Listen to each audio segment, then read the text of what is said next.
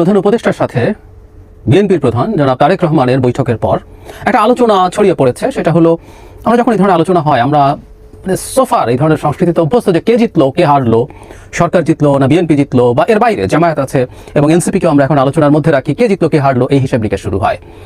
আসলে কি তাই? একটা রাজনৈতিক সেটেলমেন্ট আদতে কাউকে কি জেতায় বা হারায় সে আলোচনাটা করতে চাই। তার আগে বিএনপির বাইরে যে দুটো দলকে নিয়ে আমরা আলোচনা করি, এনসিপি এবং জামায়াতে ইসলামী, তাদের প্রতিক্রিয়াটা, অফিসিয়াল প্রতিক্রিয়াটা একটু দেখতে চাই। সেখানে প্রথম আলোতে হেডলাইন হচ্ছে এরকম: জামায়াতে ইসলামী নিয়ে একটি দলের প্রতি বিশেষ অনুরাগ প্রধান উপদেষ্টার নিরপেক্ষতা ক্ষুণ্ণ করেছে। মানে এখানে তারা যা যা বলছেন যে একটা মানে দলের সাথে কথা বলে একটা যৌথ বিবৃতি দেওয়া হয়েছে, সেটাকে তারা নৈতিকভাবে যথার্থ নয় বলে মনে করছেন। তিনি বলছেন এটা দেশের রাজনৈতিক সংস্কৃতির বত্তায়। তিনি একটা বিশেষ দলের প্রতি অনুরাগ প্রকাশ করেছেন যা তার নিরপেক্ষতা ক্ষুণ্ণ করেছে। এটা নিয়ে গুরুত্বপূর্ণ প্রশ্ন আমি জামায়াতকেই করতে চাই, একটু পরে আসছি।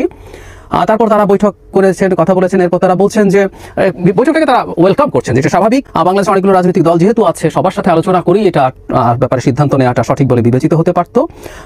তারা বলছেন, আমরা আশা করি অবাধ, সুষ্ঠু, গ্রহণযোগ্য নির্বাচনের জন্য বর্তমান অন্তর্বর্তী সরকার নিরপেক্ষ থেকে লেভেল প্লেইং ফিল্ড তৈরি করবেন এবং বিচার সংস্কারের ব্যাপারে যথাযথ পদক্ষেপ নিশ্চিত করবেন। তারপর বলছেন তিনি দেশে এসে যে সংশয় দেখা দিয়েছে সেটা জাতির সামনে স্পষ্ট করবেন, ইত্যাদি ইত্যাদি। তাহলে মোটা দাগে, আমি খুব বিস্তারিত পড়লাম না, মোটা দাগে তারা বলছেন সংস্কার বিচার করতে হবে। আর যেভাবে তিনি বিএনপির সাথে বসেছেন এবং একটা যৌথ ঘোষণা দিয়েছেন, সেটাকে সঠিক বলে মনে করছেন। যে নিরপেক্ষতা একটি দলের সাথে তার মানে টোনটা এরকম যে একটা দলকে একটু বিশেষ ট্রিটমেন্ট দেওয়াটা তার নিরপেক্ষতা ক্ষুণ্ণ করেছে। এই ভাষার উদ্দেশ্য কি আমরা বুঝতে চেষ্টা করবো, এবং এনসিপিও যা বলেছে তার সাথে বেশ কিছু ক্ষেত্রে মিলও পাওয়া যাবে। তারা আসলে কি বলতে চান সেটা বুঝবো। কিন্তু আমি যে প্রশ্নটা জামায়াতকে করতে চেয়েছি, মানে বিএনপিকে একটা এক্সট্রা ট্রিটমেন্ট দিল, উত্তর হচ্ছে দিল।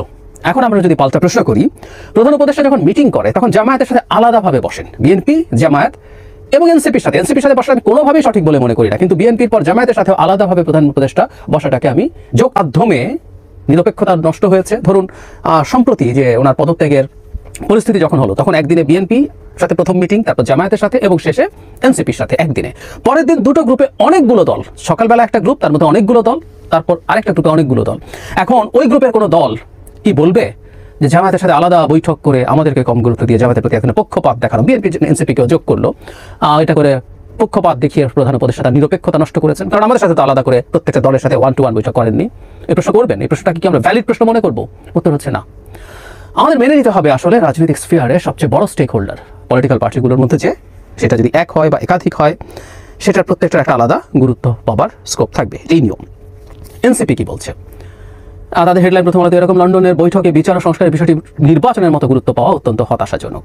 তারা বলছে, তারা বিবৃতিতে এরকম বলছেন যে আলোচনাকে তারা ইতিবাচকভাবে দেখছেন, উইচ ইজ রাইট। এটাও চমৎকার ব্যাপার। আমাদের দলগুলো মনে করছে আলোচনার মাধ্যমে যে সমস্যার সমাধান, এমনকি তাদের প্রতিদ্বন্দ্বী দলের সাথেও যদি হয়, দ্যাটস ফাইন।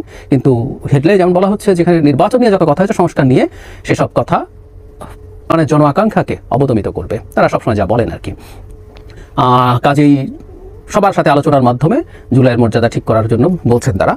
আলাদাভাবে বিএনপিকে নিয়ে খুব নেগেটিভ মন্তব্য করেননি, তবে আমরা হয়তো খেয়াল করেছি জনাব নাসিরউদ্দিন পাটোয়ারি, তিনি গুরুত্বপূর্ণ একজন সদস্য এনসিপির, তিনি প্রাথমিক প্রতিক্রিয়া অত্যন্ত টাফ ভাষায় বিএনপির সাথে বসে এই ঘোষণা দেওয়া, তার নিরপেক্ষতা হারানো, জামাত যে ধরনের কথা বলছিল সেই ধরনের বক্তব্য তিনি দিয়েছিলেন, এবং দেশের বাইরে বসে, দেশের বাইরে থেকে এই ধরনের ঘোষণা দেওয়াটাকেও তিনি স্ট্রংলি কন্ডেম করেছেন।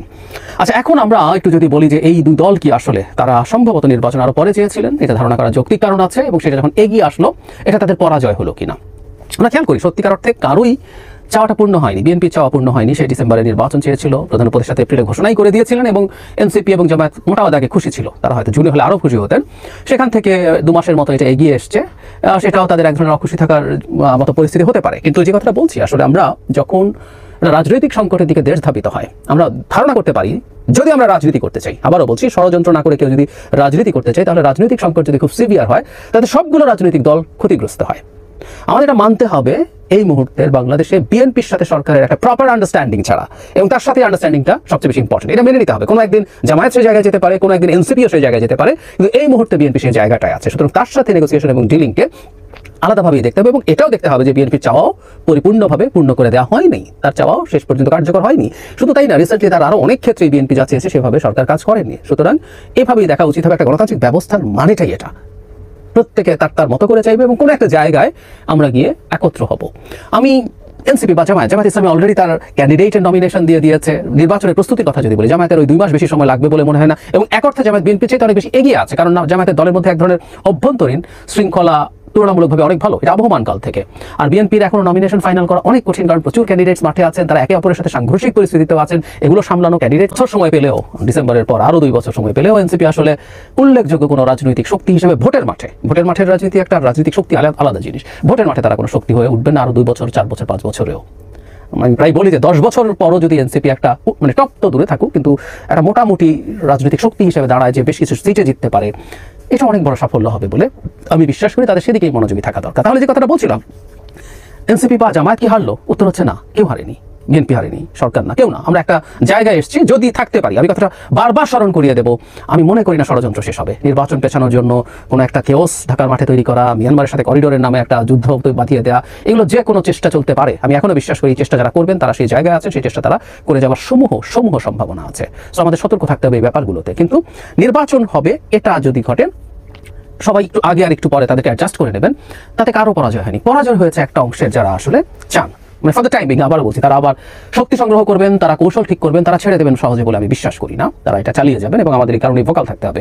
সেটা হচ্ছে যারা চেয়েছেন এই সরকারকে আনলিমিটেড টাইমের জন্য এক্সটেন্ড করা। অনেকেই নানাভাবে সরকারের ভেতরে আছেন, সরকারের বাইরে আছেন, নানা ধরনের মানুষজন আছেন, এবং আমাদের সমাজের এক শ্রেণীর মানুষ আছেন যারাও বিশ্বাস করেন বা মনে করেন এই ধরনের একটা সরকার দীর্ঘ সময় থেকে অনেক কিছু করে যেতে পারলে সেটা দেশের জন্য ভালো, এবং তারা কিছু কাজ যদি করে দিয়ে যেতে পারেন, তারপরের বাংলাদেশ সিকিউরড হয়ে যাবে, বাংলাদেশের গণতান্ত্রিক ব্যবস্থা নিশ্চিদ্রভাবে চমৎকারভাবে চলতে থাকবে।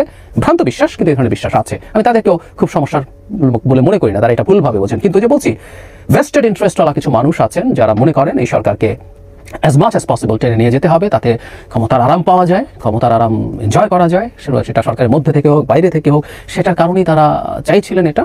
So for the time being, এই যে নির্বাচনের সময় নিয়ে যে ধরনের প্রাথমিক সেটেলমেন্ট হলো, এটায় হেরেছে আসলে তারা ফর দ্য টাইম বিং। আমরা তাদেরকে পরাজিতই রাখতে চাই, কিন্তু সেটাও নির্বাচন হয়ে যাওয়া পর্যন্ত আমাদের সতর্ক থেকেই সেই চেষ্টা করে যেতে হবে। শেষ মুহূর্ত পর্যন্ত তারা সেই চেষ্টা চালাবেন বলে আমি সিরিয়াসলি বিশ্বাস করি। এদের মধ্যে বহু মানুষের কারো না কারো এজেন্ডা নিয়ে নামেছেন, কোনো রাষ্ট্রের হতে পারে, কোনো মানুষ আছে কারো এজেন্ডা নিয়ে নামেন না। তারা এত বেশি আত্মপ্রেমিক বা নার্সিসিস্ট যে নিজের ইগো স্যাটিসফাই করার জন্য তারা যে কোনো কিছু করে ফেলতে পারেন, এই পরিস্থিতিও হতে পারে। সো ফর দ্য টাইমিং তারা